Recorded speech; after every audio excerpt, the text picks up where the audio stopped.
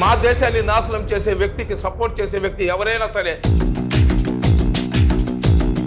శ్రీరామచంద్రుడిని పూజించే భారతదేశంలో తల్లి పక్కన పాపం చేసినట్టు నా దృష్టిలో వాడు ముస్లిం కాదు. నా భారతదేశం సస్యశ్యామలంగా ఉండాలంటే అడ్డు వస్తే వాళ్ళ ప్రభుత్వం కాదు, మేమే ముక్కల్లాగా నరికేస్తాం. Welcome to RTV. నేను మీ గయాజ్ని.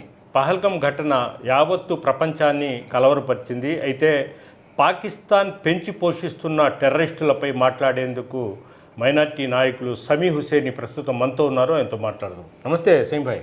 నమస్తే. చెప్పండి, ఇటీవల పహల్గంలో టెర్రరిస్టుల చేతుల్లో ఎంతోమంది ప్రాణాలు కోల్పోవడం, అదేవిధంగా ఒక విధమైన భారత్ మీద వాళ్ళు కాలు దువ్వుతూ వస్తున్నారు పాకిస్తాన్. ఈ ఘటనని మీరు ఎలా చూస్తారు? ఏదైతే కాశ్మీర్ ఉందో భారతదేశం యొక్క అంతర్భాగం అది.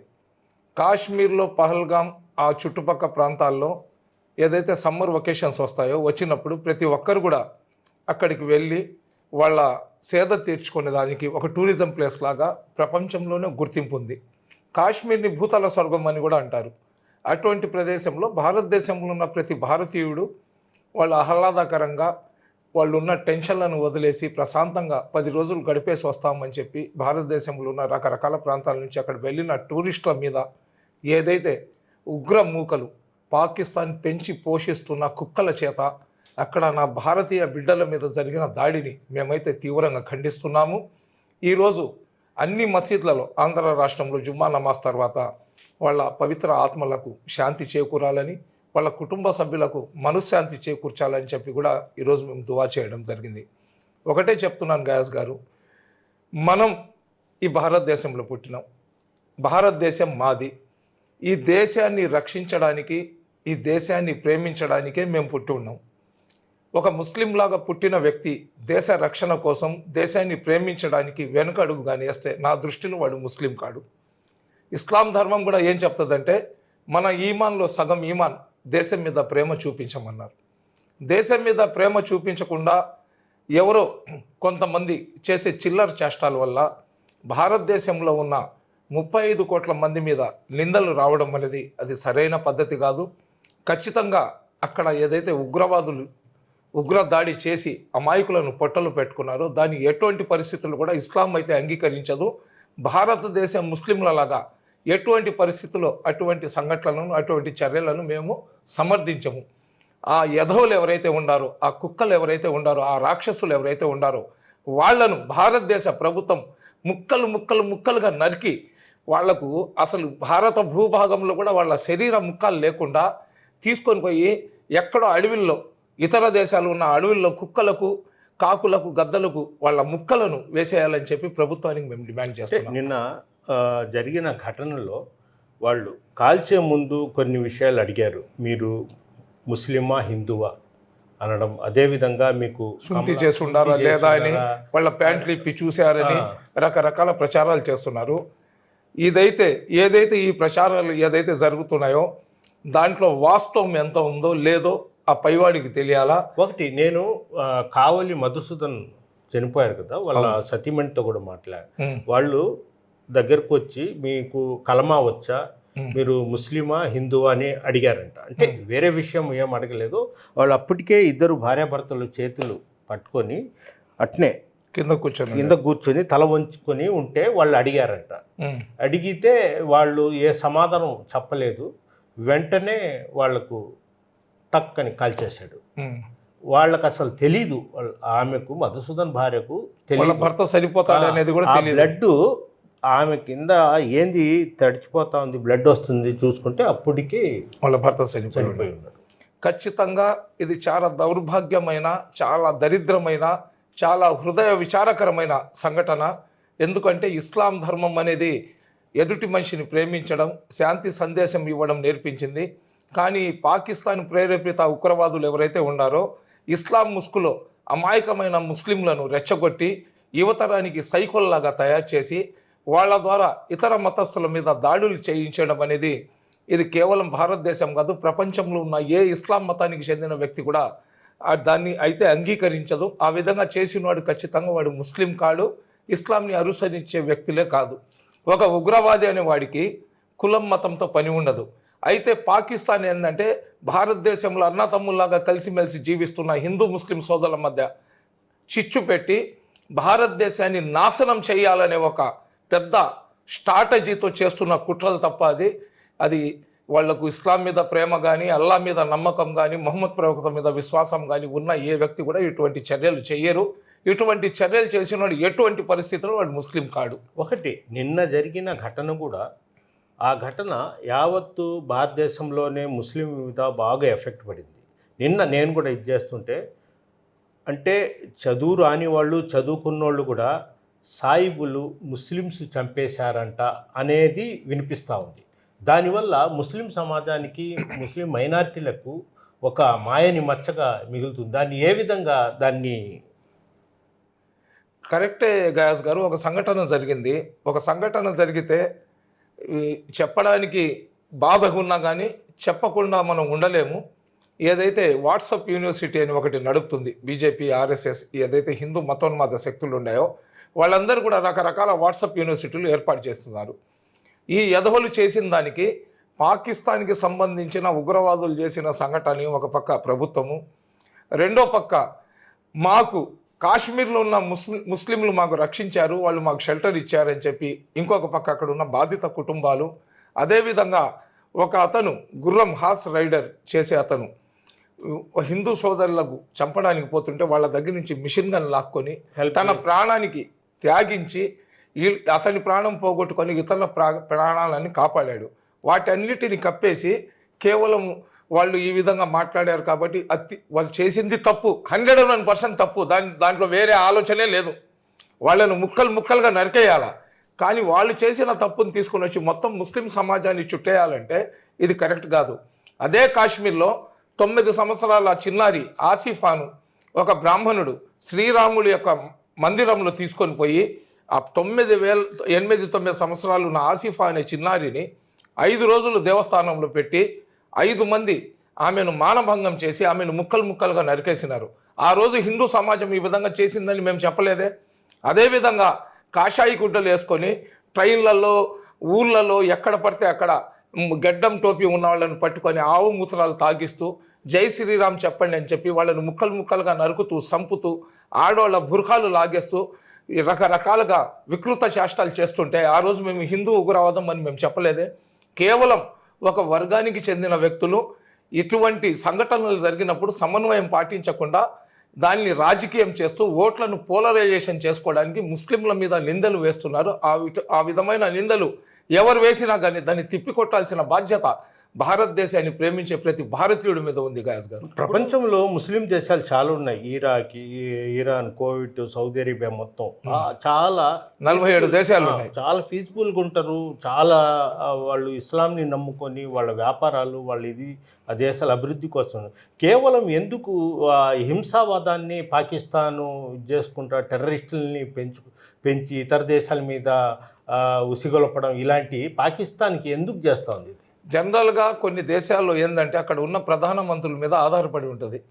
అక్కడ ఉన్న పేద ప్రజలకు అన్నం పెట్టకుండా, అక్కడ ఉన్న యువతరానికి ఉపాధి ఇవ్వకుండా, ఆ దేశాన్ని అభివృద్ధి పదంలో తీసుకొని వెళ్లకుండా, అక్కడ పరిశ్రమలను స్థాపించకుండా ఆ దేశాన్ని నాశనం చేస్తూ యువతరం వాళ్లకు పరిశ్రమల గురించి, విద్య గురించి, ఉపాధి గురించి, అదేవిధంగా ఆహార భద్రత గురించి అడగకుండా యువతరానికి ఇతర మతాల మీద రెచ్చగొట్టి పంపించడం అనేది ప్రపంచంలో మీరు ఎక్కడ చూడరు. అది మన భారతదేశంలో, పాకిస్తాన్లోనే కనబడుతుంది.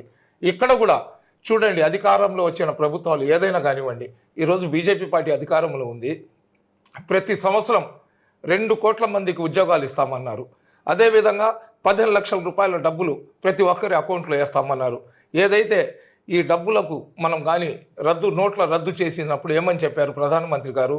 ఈ నోట్లను కానీ రద్దు చేస్తే ఉగ్రవాదం తగ్గిపోద్ది అన్నారు. కానీ ఉగ్రవాదం తగ్గే బదులు ఉగ్రవాదం పెరిగిపోతుంది. ఏంటంటే దాన్ని కప్పిపుచ్చుకోవడానికి ఏంటంటే హిందూ ముస్లిం అని భారతదేశంలో, అక్కడ ముస్లిం హిందూ అని చెప్పి పాకిస్తాన్లో, ఈ 2 దేశాలు కలిసి ఆడుతున్న నాటకం.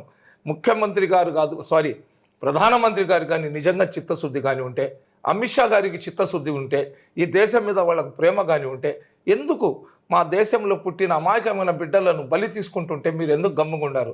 అదేవిధంగా పోయినసారి ఎన్నికలు వచ్చినప్పుడు అదేవిధంగా ఏదైతే అక్కడ ఒక ఉగ్రదాడి జరుగుతుంది కాశ్మీర్లో, 46 మంది దాదాపు 50 మంది భారతదేశ జవాన్లు చచ్చిపోతారు. ఇన్ని సంఘటనలు జరుగుతున్నా కానీ అక్కడ ఉన్న ఇంటెలిజెన్స్ వ్యవస్థ కానివ్వండి, ఈరోజు అమిత్ షా గారు కూడా ఏం చెప్పారు, మా ఇంటెలిజెన్స్ వ్యవస్థ లోపం ఉంది అని చెప్పి ఆయన స్టేట్మెంట్ ఇచ్చినారు. ఇంటెలిజెన్స్ వ్యవస్థ లోపం కానీ ప్రజలకు ప్రాణాన్ని రక్షించాల్సిన బాధ్యత ఎవరిది?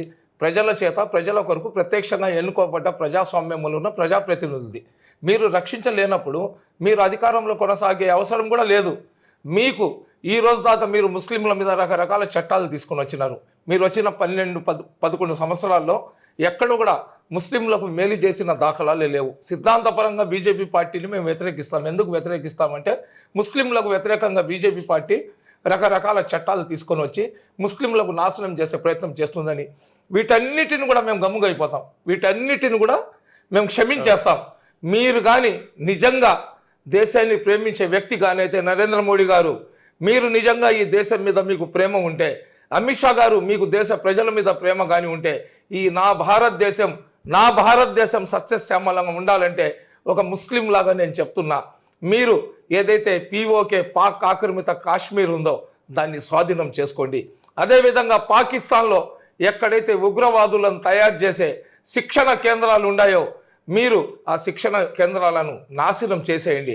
యావత్ భారతదేశంలో ఉన్న 135 కోట్ల మంది కుల మతాలకు అతీతంగా మీకు జయజయకారాలు కొడతారు. ఎందుకు మీరు చేతుల మీద చేతులు వేసుకొని ఉన్నారు? గత 10 సంవత్సరాల నుంచి అధికారంలో ఉన్నారు. మళ్ళీ ఇంకొక 5 సంవత్సరాలు మీ చేతిలో అధికారం ఉంది. మీరు ముస్లింల మీద వక్ఫ్ సవరణ చట్టం తీసుకొని వచ్చినారు. దానివల్ల ఏం అవసరం లేదు. ఆ చట్టం తీసుకొని రావాల్సిన ఆవశ్యకత లేకపోయినా కానీ తీసుకొని వచ్చినారు. ఈరోజు దేశంలో ఉన్న ప్రజలకు భద్రత కావాలా? ఉగ్రవాదులు దేశాన్ని నాశనం చేసేస్తున్నారు. ఈ ఉగ్రవాదులు చేసిన చర్యల వల్ల హిందూ ముస్లింల మధ్య తారతమ్యం వచ్చేస్తుంది. హిందూ ముస్లింల మధ్య గ్యాప్ పెరిగిపోతుంది. దేశంలో ఉన్న హిందూ ముస్లింలు కొట్టుకొని సచ్చే పరిస్థితి వస్తుంది. కాబట్టి దయచేసి మీరు పాకిస్తాన్ మీద యుద్ధం ప్రకటించండి. పాక్ ఆక్రమిత కాశ్మీర్ని లాక్కోండి. కాశ్మీర్ కుక్కలను ముక్కలుగా నరికేయండి. అవసరం పడితే పాకిస్తాన్ ఎవరైతే కాశ్మీర్లో ఉంటూ ఈ దేశంలో తింటూ ఈ దేశాన్ని ద్రోహం చేస్తూ పాకిస్తాన్ పెంపుడు కుక్కల్లాగా ఉన్న వాళ్ళు ఎవరో ఏరి ఆ కాశ్మీర్లో ఉన్న వాళ్ళని ముక్కలుగా నరికేయండి మీరు. అదేవిధంగా ఏదైతే పాకిస్తాన్ ఉందో ఈ దేశాన్ని నాశనం చేయాలని కంకణం కట్టుకుందో అటువంటి దేశాన్ని మీరు నాశనం చేయండి. ఏ ధర్మం చెప్పినా కానీ మాకు ప్రాణహాని కలిగినప్పుడు మా ఆత్మరక్షణ కోసం ఎదుటి మనిషిని మేము చంపేసినా కానీ దేవుడు మాకు క్షమిస్తాడు. ఈ దేశాన్ని నాశనం చేయాలని చూస్తున్న పాకిస్తాన్ మీద యుద్ధం ప్రకటించి పాకిస్తాన్ని భూమండలంలో లేకుండా చేయమని చెప్పి నేను అమిత్ షా గారికి అదేవిధంగా నరేంద్ర మోడీ గారికి ఒక భారతీయులాగా 2 చేతులు జోడించి రిక్వెస్ట్ చేస్తున్నా. ఒకటి, పాక్ ఆక్రమించుకున్న భూభాగం అది పాకిస్తాన్దా లేదంటే భారత్దా? మీ ఒపీనియన్ ఏంటి? నా ఒపీనియన్ 135 కోట్ల మంది భారతీయుల ఒపీనియన్ ఏదైతే పాకిస్తాన్ కాశ్మీర్లో నుంచి ఆక్రమించుకున్న అంతర్భాగం ఉందో అది 101% భారతీయులదే. భారతదేశానికి తలభాగం అది. తల లేకుండా ముండెం ఉండదు. కాబట్టి ఖచ్చితంగా కాశ్మీర్ ఇప్పుడు కాదు ఇంకొక 1,00,000 సంవత్సరాలకైనా కానీ కాశ్మీర్ మొత్తం భారతీయులదే. అంటే ఇటీవల కాలంలో మీరు కర్నూలు, అదేవిధంగా అనంతపురము తదితర జిల్లాల్లో కూడా మైనార్టీ పెద్ద సదస్సులు కూడా ఏర్పాటు చేస్తున్నారు. ఒకవేళ పాకిస్తాన్ మీద యుద్ధము ఇచ్చేస్తే యావత్తు ముస్లిమ్స్ మొత్తము భారతదేశాన్ని అండగా నిలుస్తారా? ఖచ్చితంగా భారతదేశంలో ఉన్న ప్రతి ముస్లిం, ఇస్లాం ధర్మం మాకు నేర్పించేదే దేశాన్ని మా ఈమాన్లో సగం ఈమాన్ దేశాన్ని ప్రేమించడం మా ఈమాన్లో సగం ఈమాన్. భారతదేశంలో ఉన్న ప్రతి ముస్లిం పాకిస్తాన్తో కానీ భారతదేశం యుద్ధం ప్రకటిస్తే ఖచ్చితంగా మేము వాళ్ళ సపోర్ట్లో ఉంటాం. ఎవరైనా భారతదేశంలో ఉండి పాకిస్తాన్కి మద్దతు తెలుపుతూ పాకిస్తాన్తో యుద్ధం ప్రకటించినప్పుడు అడ్డు వస్తే వాళ్ళకు ప్రభుత్వం కాదు మేమే ముక్కల్లాగా నరికేస్తాం. అటువంటి దేశద్రోహులు మా దేశంలో ఉండి మా దేశంలో తింటూ మా దేశాన్ని నాశనం చేసే వ్యక్తికి సపోర్ట్ చేసే వ్యక్తి ఎవరైనా సరే మా ముస్లిం కమ్యూనిటీలో ముందుకు వస్తే ముస్లిం సమాజమే వాళ్లను ముక్కలుగా నరికేస్తుందని చెప్పి మాట ఇస్తున్నానండి. అసలు సమీ గారు, జిహాదీ అంటే ఏంటి? చెడు మీద చేసే పవిత్ర యుద్ధాన్ని జిహాద్ అంటారు. జిహాద్ వీళ్ళు చేసేది కరెక్టేనా? ఖురాన్కి వ్యతిరేకంగా జిహాద్ అంటే నేనున్నాను, నా శరీరం ఉంది, నా ఆత్మ ఉంటుంది, నా శరీరానికి నా ఆత్మ ఏంటంటే ప్రేరేపిస్తుంది, నువ్వు ఆ పని చెయ్యి, ఈ పని చెయ్యి, చెడు పని చేయమని చెప్పి. అటువంటి కోరికలను చంపుకొని సరైన మార్గంలో నా ఆత్మను, నా శరీరాన్ని సరైన మార్గంలో ఉంచడానికి నా మీద, నా చెడు ఆలోచనల మీద నేను చేసుకునే యుద్ధాన్ని జిహాద్ అంటారు. చెడుని అంతమించి మంచిని ముందుకు తీసుకొని వెళ్ళడాన్ని జిహాద్ అంటారు. ఆ జిహాద్ని తీసుకొని వచ్చి మతోన్మాదులాగా వాళ్ళని తయారు చేసి జిహాద్ పేరు మీద, పవిత్ర యుద్ధం పేరు మీద అమాయకమైన ప్రజలను చంపడాన్ని జిహాద్ అని చెప్పరు. జిహాద్ పేరుని వాళ్ళు బద్నాం చేస్తూ జిహాద్ అని చెప్తూ సర్వనాశనం చేస్తున్నారు. ఎందుకు చేస్తున్నారంటే వాళ్ళు ఈ చేష్టాలన్నీ అక్కడ మీరు ముస్లింలా కాదా, మీరు కల్మా చదవండి, ఈ విధంగా కానీ చంపేస్తే ఇదంతా ఏమవుద్ది, దేశంలో ఎవరైతే హిందూ సోదరులు ఉన్నారో వాళ్ళందరిలో కూడా వ్యతిరేకత భావన వస్తుంది. వాళ్ళు ఏం చేస్తారు, ఎవరు చేసినా కానీ మొత్తం ముస్లింలను చుట్టే ప్రయత్నము ఒక పక్క కొన్ని సంస్థలు అదే పని కట్టుకొని చేస్తున్నారు. దాన్ని ఆసరా చేసుకొని ఎవరైతే అన్నదమ్ముల్లాగా కలిసిమెలిసి జీవించే హిందూ సోదరులు ఉన్నారో వాళ్ళ మనసుల్లో కూడా ఏందిరా ముస్లింలు మాట్లాడితే మా హిందువులను చంపేస్తున్నారు, కల్మా చదవమని చంపేశారంట, వాళ్ళు సుంతి చేసుకున్నారా లేదా అని చూసి చంపేసినారా అంటే ఎవరికైనా బాధ కలుగుతుంది. ఆ బాధ ఏమవుద్దంటే కొన్ని రోజుల తర్వాత ఒకే అబద్ధాన్ని 100 సార్లు చెప్పినామనుకోండి నిజం అయిపోద్ది. ఇంటి పక్కన ఉన్నా కానీ హిందూ ముస్లింలు ఒకరి ముఖాలు ఒకళ్ళు చూసుకోకుండా ఒకళ్ళని ఒకళ్ళు దూషించుకుంటూ ఒకళ్ళని ఒకళ్ళు తిట్టుకుంటూ దేశంలో అంతర్కలహాలు కానీ వచ్చేస్తే ఈ దేశం అభివృద్ధి చెందదు. ఎప్పుడైతే ఈ దేశం అభివృద్ధి చెందదో ఈ దేశం నాశనం అయిపోద్ది. ఈ దేశ నాశనాన్ని కోరుకుంటున్న పాకిస్తాన్ కుక్కలను సర్వనాశనం చేయకపోతే నా దేశం ప్రశాంతంగా సస్యశ్యామలంగా ఉండదు. కాబట్టే నేను మోడీ గారికి, అమిత్ షా గారికి రిక్వెస్ట్ చేస్తున్నా, మీరు దయచేసి ఈ దేశంలో మీరు ఏం చేయబాకండి, ఎవరికి ఉద్యోగాలు ఇవ్వబాకండి, ఎవరికి ఉచిత పథకాలు ఏముండాయి అది కూడా ఇవ్వబాకండి. అవసరం పడితే ఈ దేశంలో ఉన్న ప్రతి పౌరుడి దగ్గర నుంచి మీ ప్రభుత్వానికి నిధులు కావాలని అడగండి, మా రక్తమైన అమ్మి మీకు నిధులు సమకూరుస్తాం. మీరు అర్జెంటుగా పాక్ ఆక్రమిత కాశ్మీర్ని ఆక్యుపై చేసుకోండి, అదేవిధంగా పాకిస్తాన్ మీద యుద్ధం ప్రకటించండి అని చెప్పి నేను ప్రధానమంత్రి గారికి రిక్వెస్ట్ చేస్తున్నానండి. ఒకటి అంటే పాకిస్తాను ముస్లిమ్స్ దేశం కంట్రీ అయితే ఇక్కడున్న కొంతమంది అంటే 1,00,000కు 2-3 కూడా పాకిస్తాన్ని అభిమానించే వాళ్ళు లేరని కూడా ఉండొచ్చండి, ఉండొచ్చు ఇప్పుడు శ్రీరామచంద్రుడిని పూజించే భారతదేశంలో రావణాసురుడిని కూడా పూజించే వాళ్ళు ఉన్నారు. శ్రీరామచంద్రుడిని దేవుళ్లాగా పూజించే మా భారతదేశంలో రావణాసురుడిని కూడా టెంపుల్ పెట్టుకొని రావణాసురుడు మంచివాడని చెప్పి పూజించే వాళ్ళు ఉన్నారు. వాళ్ళు ఎంతమంది ఉంటారు? నేను అదే కదా చెప్తుండేది, ఎవరైతే ఈ దేశంలో ఉంటూ, ఈ దేశంలో బ్రతుకుతూ, ఈ దేశంలో గాలి పీల్చుకుంటూ, ఈ దేశంలో తింటూ, ఈ దేశంలో సురక్షితంగా అన్నా తమ్ములాగా జీవిస్తూ పాకిస్తాన్ పాటలు పాడే కుక్కలు ఎవరైనా కానీ వాళ్ళని ముక్కల్లాగా నరికేస్తాం, మేమే నరికేస్తాం, వేరే వాళ్ళ అవసరం లేదు. అటువంటి యధోలను దేశానికి ద్రోహం చేసేవాళ్ళంటే తల్లి పక్కన పండుకున్నంత పాపం చేసినట్టు. ఈ దేశంలో ఉంటూ ఈ దేశాన్ని సమర్థించకుండా పాకిస్తాన్ పాట పాడేవాడు ఎవరైనా కానీ ఉంటే తన తల్లితో సంసారం చేస్తే ఎంత పాపమో ఈ దేశంలో ఉండి పాకిస్తాన్ నినాదించే నా కొడుకులు వాళ్ళు అంత పాపం చేసినట్టు. ఇంకోటి ఏంటంటే ఈ ఘటన జరిగిన తర్వాత ప్రధాని మోదీ సీరియస్ అయ్యి వాటర్ మొత్తం అంటే సాగునీరు కానీ తాగునీరు మొత్తం ఆపేస్తున్నాం అని ప్రకటించడం జరిగింది. అయితే పాకిస్తాన్లో ఉండే ప్రముఖ ఉగ్రవాది స్టేట్మెంట్ ఇచ్చాడు, మీరు వాటర్ ఆపేస్తే మేము రక్తపాతం చేస్తామని. దాన్ని ఎలా చూస్తుంది? ప్రధానమంత్రి దేశ రక్షణ కోసం, దేశ భద్రత కోసం ఎటువంటి నిర్ణయం తీసుకున్నా కానీ దాన్ని మేము సమర్థిస్తాం. సరేనా? ఈ పాకిస్తాన్, ఈ ఉగ్రవాదులు, టెర్రరిస్టుల విషయంలో ఇకపోతే ఎవరైతే ఆ ఉగ్రవాదులు ఎవరో ఛాలెంజ్ చేశారని చెప్తున్నారు కదా, వాళ్ళు రక్తపాతం కాదు కదా, భారతీయుల ఊడిపోయిన వెంట్రుకను కూడా వాళ్ళు తీసుకొని వెళ్ళలేరు. భారతదేశ మిలిటరీ మీద మాకు పూర్తి నమ్మకం ఉంది. భారతదేశంలో ఉన్న త్రిదళాలు ఏదైతే ఉన్నాయో అవి అనుకుంటే అరగంటలో భూప్రపంచం మీద పాకిస్తాన్ ఏదైతే చిత్రపథం ఉందో అది లేకుండా చేసే శక్తి సామర్థ్యాలు మా భారతదేశ జవాన్ల దగ్గర, ఆర్మీ దగ్గర, నేవీ దగ్గర, మిలిటరీ దగ్గర ఉంది. కాబట్టి మేమెవ్వరం అట్లాంటి మేకపోతు గాంభీరాలకు, అటువంటి నఫంసకుల వార్నింగ్లకు భారతదేశంలో ఉన్న వాళ్ళు మేమే భయపడము. ఇంకా ప్రధానమంత్రి ఏం భయపడతాడు చెప్పండి? అదేవిధంగా మాట్లాడితే ఇది ఇస్లామిక్ ఉగ్రవాదము, ముస్లింలే చేస్తున్నారంటే, ముస్లింలు కొంతమంది యధవనా కొడుకులు చేసేదానికి మొత్తం ముస్లిం సమాజం తలదించుకునే పరిస్థితి అయితే ఉంది. దాన్ని నేను అంటే కాదన్ను. దీన్ని పాకిస్తాన్ ఉగ్రవాదులు అనాలా లేదంటే ఇస్లామిక్ ఉగ్రవాదులు? పాకిస్తాన్ ఉగ్రవాదులు, పాకిస్తాన్ పెంపుడు కుక్కలు అని చెప్పాలండి. ఇప్పుడు ఇస్లామిక్ కంట్రీస్ ఉన్నాయి. దుబాయ్లో పెద్ద టెంపుల్ కట్టినారు, అది ఇస్లామిక్ కంట్రీ కదా, టెంపుల్ కట్టుకోవడానికి అవకాశం ఇచ్చినారు కదా. కోయిట్లో ఏదైతే మహాభారతం రామాయణం ఉందో దాంట్లో అరబ్బీలో అనువాదం చేసి ప్రధానమంత్రి చేత ఇది చేశారు. కొన్ని లక్షల మంది విదేశాల్లో పోయి మా హిందూ సోదరులు ఈరోజు కోట్ల రూపాయలు సంపాదించుకొని బ్రహ్మాండంగా భారతదేశంలో వచ్చి జీవిస్తున్నారు. దాదాపు కొన్ని కోట్ల మంది, లక్షల మంది కాదు, కొన్ని కోట్ల మంది ఇస్లామిక్ కంట్రీస్లో పోయి నా హిందూ సోదరులు అక్కడ జీవిస్తున్నారు. వాళ్ళ మీద ఎవరు హెరాస్మెంట్ చేయటం లేదే.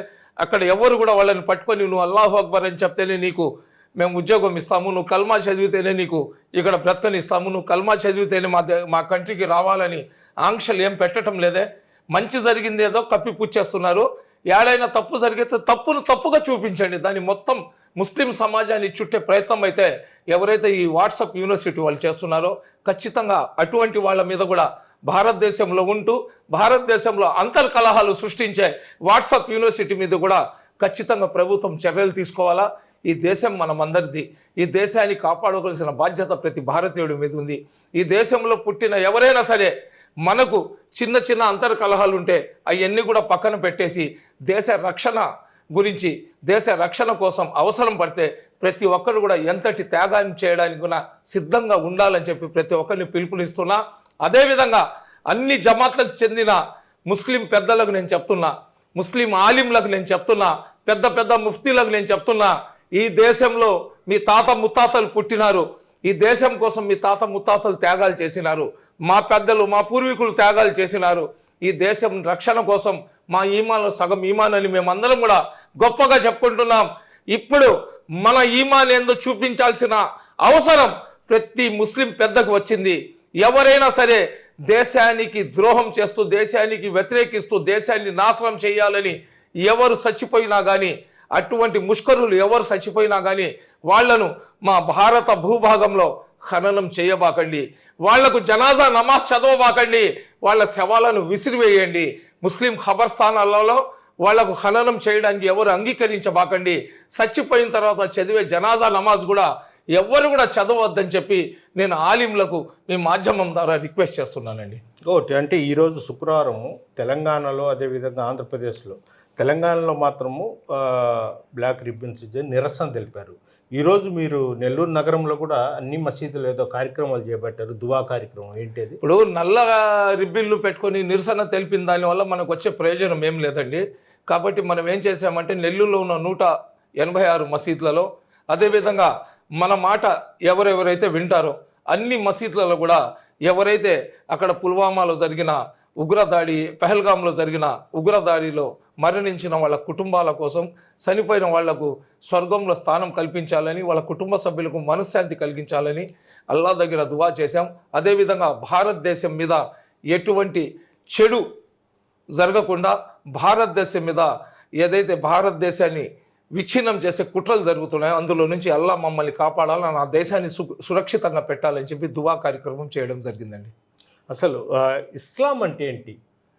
ఇస్లాం అంటే శాంతి అండి. శాంతి సందేశం. ఇస్లాం అంటేనే శాంతి. అంటే ఇస్లాం అంటే శాంతి అన్నారు. ఈ విషయము పాకిస్తాన్ ముస్లిమ్స్కి తెలీదా? చెడు అనేవాడు ప్రతి దాంట్లో ఉంటాడండి. చెడు చేసేవాడు ప్రతి దాంట్లో ఉంటారు. ఈ రాజకీయం కోసము నేను చెప్పాను కదా ఇందాక, పాకిస్తాన్లో ఉన్న ముస్లింలకు ఇస్లాం గురించి తెలీదా, లేదా భారతదేశంలో ఉన్న హిందువులకు హిందూ ధర్మం గురించి తెలీదా? కానీ కొంతమంది అతివాదులు ఉంటారు.